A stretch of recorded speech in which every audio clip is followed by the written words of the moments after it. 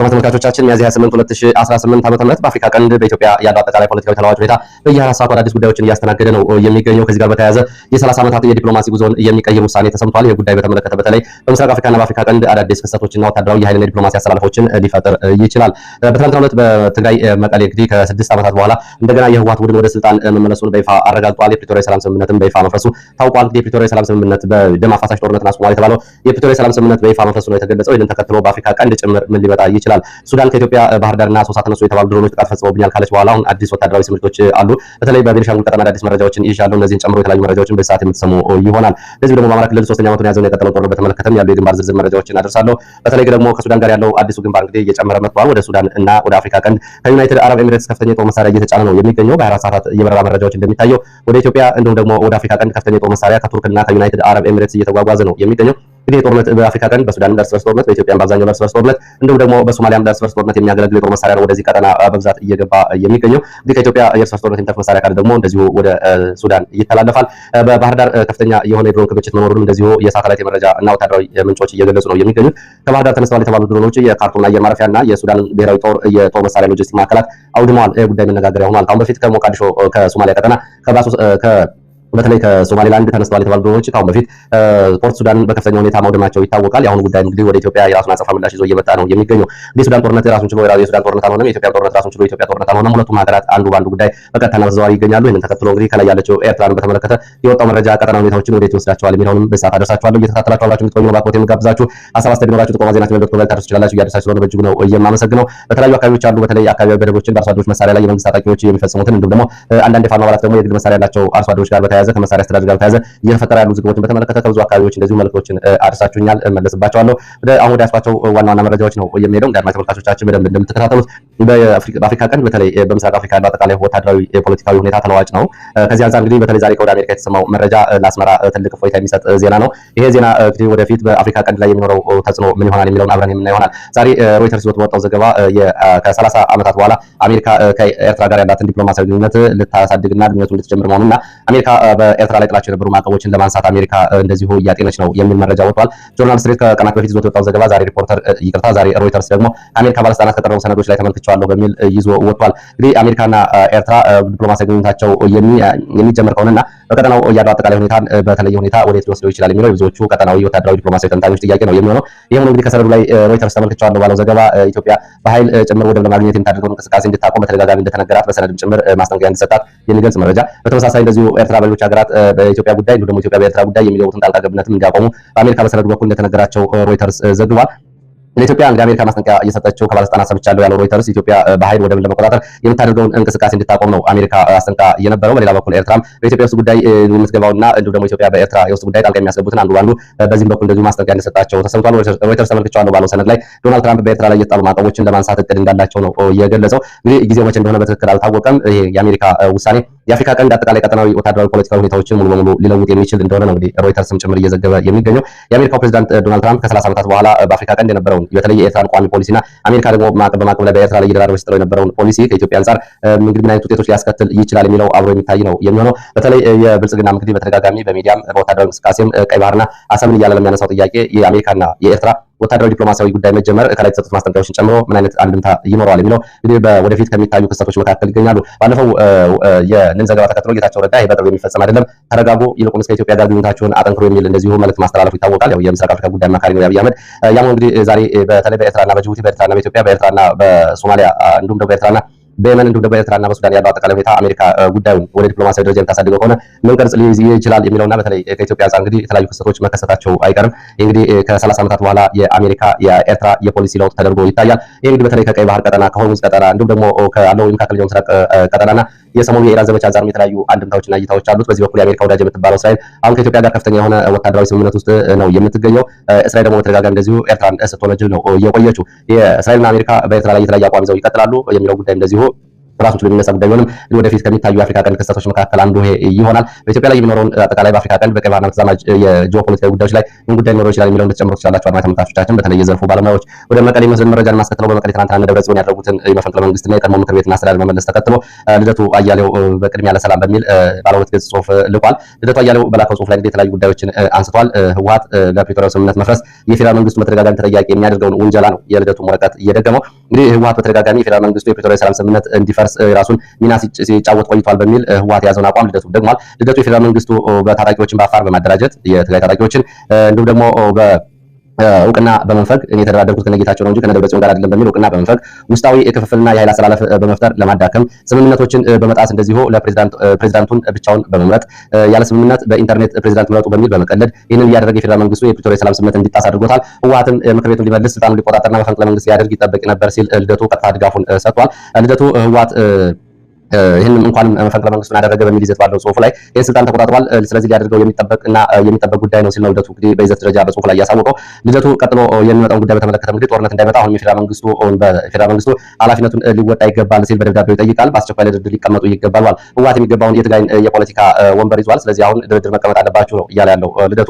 ይህን እንግዲህ ሌሎች ዓለም አቀፍ ተቋማትም ጭምር የፕሪቶሪያ ሰላም ስምምነት እንዳይፈርስ ሲወተውቱ ነበር፣ እሱ ፈርሷል። ከዚህ በኋላ አብሮ የሚሆነውን የምናየው ይሆናል። እነ ልደቱ ግን የፕሪቶሪያ ስምምነት መፍረስ ለህወሓት ትክክለኛ የመውጫ መንገድ አድርገው እና ይህንን ከፈረሙት ከነጌታቸው ረዳ በላይ ለህወሓት ድጋፍ የሰጡት ልደቱ እንግዲህ በተደጋጋሚ ያው የፖለቲካ አቋምና የፖለቲካ ድጋፍ ያለ ቢሆንም ህወሓት ከአሁን በፊት 1967 ዓ.ም ጽፎት የነበረውን ትግራይን የመገንጠል ፖሊሲ እነ ልደቱ ለምን አብረው እንደማይነግሩ ነው። እነ ደብረጽዮን ከአሁን በፊት ስትራቴጂክ ውድቀት ገጥሞናል። 2010 ከኢትዮጵያ ማዕከላዊ መንግስት ስንባረር ያልወሰናቸው ውሳኔዎች ነበሩ። ከዛ ቀደም ብሎ እንደዚሁ ክልሎችን ማፍረስና ኢትዮጵያን ማዳከም ነበረብን። ከስልጣን እንደወጣን በነበረው ኃይላችንና አቅማችን ዲፕሎማሲያዊ ጉልበታችን ተጠቅመን ትግራይን መገንጠል ነበረብን። ይሄ ነው የስትራቴጂክ ውድቀት የገጠመን። ኢትዮጵያን ትተና ስለወጣን ከኢትዮጵያ የበጣ ኃይል ጨፈጨፈን እያሉ ነው የሚገኙት። አሁን እነ ደብረጽዮን ደግሞ እንግዲህ ሲመጡ በትክክል እነሱ በነገራችን ላይ አንድ ቀን ዋሽተውም እንዲሁም ደግሞ ከዓላማቸው ውጭ ማንንም ለመሳብ ማንንም ለመግፋት ተናግረው አያውቁም። አሁን በግልጽ ነው እየተናገሩ ያሉት። አሁን እንግዲህ ታላቋ ትግራይ ለመመስረት ነው እያሉ ነው የሚገኙት። ታላቋ ትግራይ የሚሏት እንግዲህ 1967 በአፋር እስከ ዳሎል ድረስ እና እስከ ቀይ ባህር መውጫ፣ በዚህ በኩል ደግሞ በምዕራብ ኢትዮጵያ እስከ ቤንሻንጉል ድረስ ከጎንደር ከወሎ እስከ ወልዲያ ድረስ በሰፊ ቦታዎችን የሸፈነ ካርታ ሰርተው እሱን እናስፈጽማለን እያሉ ነው የሚገኙት። ልደቱ እንግዲህ ከዕለታዊ የፖለቲካ ሽኩቻ ባሻገር የህወሓትን መነሻና መዳረሻ ለምንድን ነው አብረው ያላስገቡት የሚለውን እንግዲህ በተለይ የኢትዮጵያን ፖለቲካ የሚናገር የኢትዮጵያን ፖለቲካ የሚያወራ ሰው ህወሓት አሁን ለመጨረሻ ጊዜ የመጣው አብይ አህመድን ለመታገል ነው ብሎ መናገርና ከአብይ አህመድ ጋር በተገባ የፖለቲካ ሽኩቻ ነው ብሎ መደምደም ስህተት ነው የሚሆነው። ህወሓት እየመጣ ያለው ከ50 ዓመታት በፊት የጻፈውን የትግራይ ሉዓላዊነት ወይ ደግሞ ነጻ ትግራይ ለመገንጠል ነው። ይሄን እንግዲህ ባጭሩ ሁላችን በቅርብ ጊዜ አብረን የምናየው ጉዳይ ነው የሚሆነው። በዚህ ጉዳይ እንግዲህ አስተያየቱ ስህተት ሆኖ ህወሓት በኢትዮጵያ ፖለቲካ ማዕቀፍ ውስጥ የሚቀጥል ከሆነ እሱ እንግዲህ የሚታይ ጉዳይ ነው የሚሆነው። ለማንኛውም እንግዲህ ልደቱ ወትሮም ለህወሓት ተስልባለው በሚል በተደጋጋሚ የሚነሳበትን ጉዳይ አሁንም ህወሓት ይህንን ማድረጉ ትክክል ነው የሚል አንድምታ ይዞ መጥቷል። ህወሓት ነጋገር ቢገለጥልም አዎ በደረሰባቸው ግፍ ነው የሚል ነገር ማምጣታቸው አይቀርም እንደዚህ አይነት ፖለቲከኞች። ህወሓት ግን ይህንን የጻፈው አሁን ጦርነት ስለመጣ አሁን ጄኖሳይድ ተፈጸመብን ስላሉ አሁን አብይ አህመድ ስለመጣ አይደለም። አብይ አህመድ ከመወለዱ ዓመታትን ቀደም ብሎ ነው ህወሓት ይህንን እያስቀመጠው። ህወሓት ደግሞ ከአብይ አህመድና ከኦሮሞ ፖለቲከኞች ጋር ምንም አይነት የፖለቲካ ሽኩቻ የለውም። ይሄ ውሎ የህወሓት ዓላማና የህወሓት ግፍና ሰቆቃ ማን ላይ እንደሚያልፍ እንግዲህ አሁን አይን መጨፈንም አያስፈልግም፣ ግልጽ ነው። በወራት ውስጥ እንፈልገው እናደርጋለን እያሉ ነው የሚገኙት። እንግዲህ ልደቱ በተደጋጋሚ በራያ ህዝብ ላይ የሚፈጸመው ግፍና ሰቆቃ ነገና ከነገ ወዲያ ዝግጅት እየተደረገበት ላለው የማይካድራና የወልቃይት ህዝብ አንዱ ቀን ድምፅ አሰምተው አያውቁም። ለማንኛውም በመረጃ ደረጃ ሽፋን ተሰጥቶታል የላከው ወረቀት። ወደ ሌሎች መረጃዎች ደግሞ በቅሊንጦ የኦህዴድ ባለጊዜዎች የሚፈጽሙትን ግፍና ሰቆቃ የተመለከተ መረጃ ነው።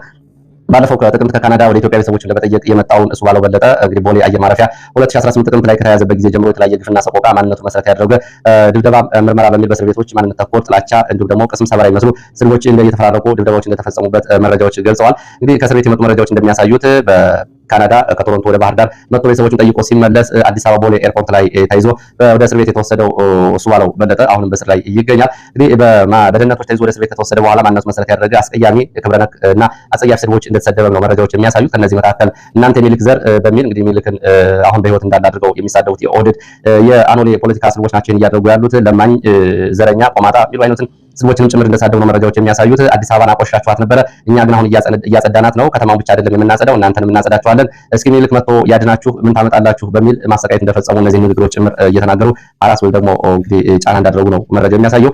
ሚልክ ቲሸርት ለብሶ በሞባይል ላይ በመገኘቱ ነው ይሄ የሆነው። እንግዲህ ፎቶን እያሰቃዩት ወደ ኢትዮጵያ ከመጣ በኋላ ወደ ባህር ዳር እና ወደ ናዝሬት ያደረገውን ጉዞ ተከትሎ ባህር ዳር የሄድከው ለፋኖ ሎጂስቲክ ለማቅረብ ነው፣ ለናዝሬት የሚሄድከው በተመሳሳይ ለሸኔ ነው በሚል በሁለቱም እንግዲህ የተለያየ ጽንፍ የወጣ ክስ ነው የከሰሱት። የካናዳ ኤምባሲ ባደረገው ጫና አሁን ሕክምና ማግኘቱን መረጃዎች ጠቁመዋል። አሁን በእስር ቤት ግፍ የሚፈጽሙ ሰዎች ደግሞ ይህን ነው የሚናገሩት። ከአሁን በፊት ህወሓቶች ያደርጉት የነበረው እንግዲህ አንድም ሳያስቀሩ ሙሉ በሙሉ ቀርተው እየተገበሩ ያሉት። ሌሎች መረጃዎች ስንመጣ ሱዳንና ኢትዮጵያን የተመለከተው መረጃ አስከትላለሁ። የአልቡርሃን የአልቡራን ጦር የሆኑ ድሮኖች በቤኒሻንጉል ኢትዮጵያ ክልል ቅኝት ማድረጋቸውን ዛሬ የወጡ መረጃዎች ገልጸዋል። ዛሬ ረፋድ በቤኒሻንጉል ጉሙዝ በተለይ ሸርቆሌና ኩርሞክ ተብሎ በሚጠሩት ቀጠናዎች ቅኝት ያደረጉ ድሮኖች ቀጠናውን ወደ አባይ ግድብ ጭምር ድረስ አስፍተው ቅኝት አድርገዋል ብለዋል የዓይን እማኞች። እነዚህ ድሮኖች ባሳለፉት ሳምንት ኩርሞክ ላይ ጥቃት ከተፈጸሙ በኋላ የአልቡራን ድሮኖች አሁን ቅኝት ሲያደርጉ ለሶስተኛ ጊዜያቸው ነው። በዚህ ቀጠና 3 ተራሮች ላይ የኢትዮጵያ የአየር ኃይል የራዳር ቢኖርም ድሮኖቹ ግን ይህንን አልፈው ገብተው እስከ አባይ እንዲሁም ደግሞ እስከ ኩርሙክ ድረስ ቅኝት ከማድረግ ያስቆማቸው የለም ነው ያሉት የመረጃ ምንጮቹ።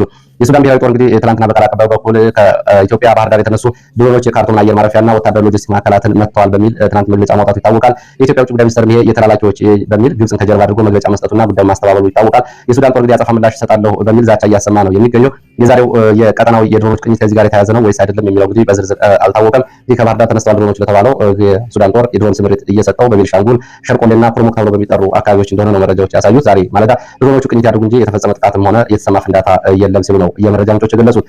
ወደ ሰሜን ኢትዮጵያ የሚመስለን መረጃ ላስከትል ወደ ሰሜን ኢትዮጵያ ተጨማሪ ኃይል እንዲንቀሳቀስ እንደዚህ ትእዛዝ ተሰጥቷል ተብሏል። በመቀሌ ያለውን ግርግር ተከትሎ ተጨማሪ ኃይል ወደ ሰሜን ኢትዮጵያ እንዲንቀሳቀስ ታዟል።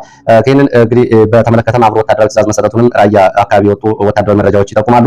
ወደ ተለያዩ ቀጠናዎች ተጨማሪ ኃይል ከኢትዮጵያ ደቡብ፣ ምስራቅ፣ መካከለኛው ጨምሮ ወደ ተለያዩ አካባቢዎች እንዲንቀሳቀስ ትእዛዝ ቢሰጥም በተለይ እንግዲህ ወደ አፋር፣ ትግራይ፣ ወደ ራያ እንዲሁም ደግሞ ላሊበላ፣ ዋግኽምራ አቅጣጫ፣ በደባርቅ ወደ ጠለምት ተከዜ አቅጣጫ፣ በወልቃይት ደደቢትና በወልቃይት ሱዳን አቅጣጫ ተጨማሪ ኃይል እንዲንቀሳቀስ ታዟል። እንግዲህ በተለይ በወልቃይት ተጨማሪ ኃይል እንዲንቀሳቀስ ታዟል። እስካሁን በዚህ ቀጠና ከሁለት በላይ እዝ አለ። አሁን ተጨማሪ እዞች ወደ አካባቢ እንዲገቡ ታዟል ነው ያሉት የመረጃ ምንጮች። ህወሓት አሁን ባለበት ሁኔታ እንግዲህ ተንቀሳቅሶ ጦርነት የሚጀምር ከሆነ እርምጃ ውሰዱ የሚል ትእዛዝ ተሰጥቷል። ካልሆነ ግን ከምርጫ በፊት ሁሉም ነገር ባለበት ይቆይ የሚል ትእዛዝ እንደተሰጠ የመረጃ ምንጮች ገልጸዋል። በሌላ በኩል የቀድሞ የህወሓት ባለስልጣናት መከላከያ ወደ ትግራይ እንዲገባ እየወተወቱ ይገኛሉ። የቀድሞ የትግራይ ጊዜያዊ አስተዳደር ጌታቸው ረዳን ጨምሮ እነ ጻድቃን ጨምሮ እየወተወቱ ነው የሚገኙት። በትግራይ ያለው አረም መነቀል አለበት በሚል እየወተወቱ ይገኛሉ። ግን አብይ አህመድ ያለውን አጠቃላይ የአቅም ሁኔታ ግምት ማስገባት ሰራዊቱ ባለበት እንዲቆይ ምርጫውን እንዲያስፈጽም ትእዛዝ ሰጥተዋል ነው የተባለው። ከዚህ ጋር በተያያዘ እንግዲህ በተለይ የአንድ ወታደራዊ አዛዥ ይሄ ለቀረበው ጥያቄ በሰመራ እናንተ አፋር ያደራጃችሁት ኃይል የሙከራ ዘመቻ ያድርግ፣ እሱ የሚያደርግ ከሆነ ድጋፍ እናደርጋለን የሚል እንዲሁም በሳቅ የተሞላ ምላሽ ሰጥቷል የሚልም እንደዚሁ መረጃ ወጥቷል። እንግዲህ በሰሜን ኢትዮጵያ በትግራይ አካባቢ ያለው አዲስ አጠቃላይ ውጥረት ይህንን ይመስላል። ወደ ሌሎች መረጃዎች ሲሄድ ወደ ፋኖ የተመለከቱ መረጃዎችን የማቀርበው በወሎ ቀጠና የአማራ ፋኖ ብሔራዊ ንቅናቄ ምኒልክ ዕዝ ቀጠናው የፋኖ አደረጃጀቱን እና አንድነቱን አጠናቆ መሪ ይፋ ማድረጉም ተገልጿል። በቀጠና ደረጃ መሪ የሚሆን በፋኖ ድርሳን ብርሃኔ ሰብሳቢ፣ ፋኖ ረዳ ውበቱ ምክትል ሰብሳቢ እንዲሁም ደግሞ ፋኖ ወንድሙ ማሩ ወታደራዊ አዛዥ እና ፋኖ በለተሸጋው ዘመቻ መሪ ሆነው ተመርጠዋል። ከነዚህ ጋር እንግዲህ ከ30 በላይ በኃላፊነትና እንዲሁም ደግሞ በሹመት ደረጃ ያሉ መደቦች ይፋ ተደርገዋል። ከዚህ ጋር በተያያዘ የፋኖ አንድነት እንደዚሁ በጎንደር ቀጠና በኩል ያለው አሁንም ገና ውስጣዊ አንድነት ችግሮችን አለመሻገሩ ነው መረጃዎች የሚያሳዩት። ይህም ቀጠናዊ አዛዦችንና ሰብሳቢዎችን ይፋ ያደርጋል ተብሎ እየተጠበቀ ነው። ቀደም ብሎ በሸዋ የሁለቱ እዞች አንድነት መጠናቀቁ መሪዎችን ይፋ መደረጋቸው ይታወቃል። በተመሳሳይ በጎጃም ቀጠና ያለው ፋኖ እንደዚሁ መሪዎችን ለመምረጥ ገና ጊዜውን እየጠበቀ ነው የሚገኘው። ባለፈው ጥር 9 2018 ፋኖ በይፋ ወደ አንድነት ከመጣ በኋላ ቀጠናዊ በጎጃም፣ በጎንደር፣ በሸዋ በወሎ ቀጠና ያሉ አደረጃጀቶች ውስጣዊ አንድነታቸውን እንዲያጠናቀቁ ተደጋጋሚ ጥያቄዎች እየቀረቡ ቢሆንም እስካሁን ድረስ እንግዲህ ብዙዎቹ አካባቢዎች ገና አለመጠናቀቁ ነው። ትናንትና በወሎ ቀጠና ያለው ይህንን ይፋ አድርጓል። በዚህ በወሎ ቀጠና መቄት አካባቢ ለዘመቻ እንቅስቃሴ ላይ በነበረው ወታደራዊ ፓትሮል ላይ በተፈጸመ ጥቃት ወታደራዊ ኪሳራ መድረሱም ተገልጿል። ፓትሮል ላይ በተፈጸመ ቦምብ ፍንዳታ እንደዚሁ ፓትሮሉን ጉዳት ደርሶበታል። ከዚህ ጋር በተያያዘ የኮሎኔል ፓትሮልን ጨምሮ ከጥቅም ውጭ መሆኑና 17 የመሰከሩ መሳሪያዎች በእጃቸው መግባታቸውን ፋኖ በውጊያ መረጃው ይፋ አድርጓል። ይህ እንግዲህ እየተፈጸመው በመቄት ሰሜን ወሎ መቄት ወረዳ ከመቄት ወጣ ብሎ ከዋናው መንገድ አቅራቢያ ሲሲጊና ቁር አንበሳ ተብሎ በሚጠሩ አካባቢዎች እንደሆነ የወጣ መረጃ ያሳያል። ወደ መራቤት የሚወስደን መረጃም ላስከትል። በመራቤት የቀጠና እንደዚሁ እንቅስቃሴ ላይ በነበሩ ተሽከርካሪዎች ላይ በተፈጸመ ድንገተኛ ጥቃት ወታደራዊ ቁሳዊ ኪሳራ ደርሷል። ከአለም ከተማ ወደ ለሚ እንቅስቃሴ ላይ በነበሩ ተሽከርካሪዎች ላይ በተፈጸመ ድንገተኛ ጥቃት ነው ጉዳት የደረሰው። ተሽከርካሪዎቹ ውድመት ደርሶባቸዋል። በሰውና በቁስ ላይ የደረሰው ጉዳት በዝርዝር እየተጣራ ነው ብሏል። ፋኖ ፈጸመው ጥቃት ነው የጉዳት እየደረሰው። ወደ ሌሎች መረጃዎች ሲሄድ ወደ አፍሪካ ቀንድ መረጃዎች ነው የሚሄደው። የአፍሪካ ቀንድ መረጃዎች በቀጥታና በተዘዋዋሪ ከኢትዮጵያ ጋር የሚገናኙ ጉዳዮች ናቸው። ዩናይትድ አረብ ኤሚሬትስ ተጨማሪ የኮሎምቢያ ቅጥረኛ ወታደሮችን በሊቢያ በኩል በቦሳሶ ሶማሊያ እንዲሁም ደግሞ በኢትዮጵያ በኩል ለአርኤስኤፍ በሁለት ቀናት ማቅረቧን መረጃዎች ጠቁመዋል። ባለፉት ሁለት ቀናት ከ280 በላይ የኮሎምቢያ ቅጥረኛ ወታደሮች ለአርኤስኤፍ እንደቀረቡለት ነው በዩናይትድ አረብ ኤሚሬትስ በኩል መረጃዎች የሚያሳዩት።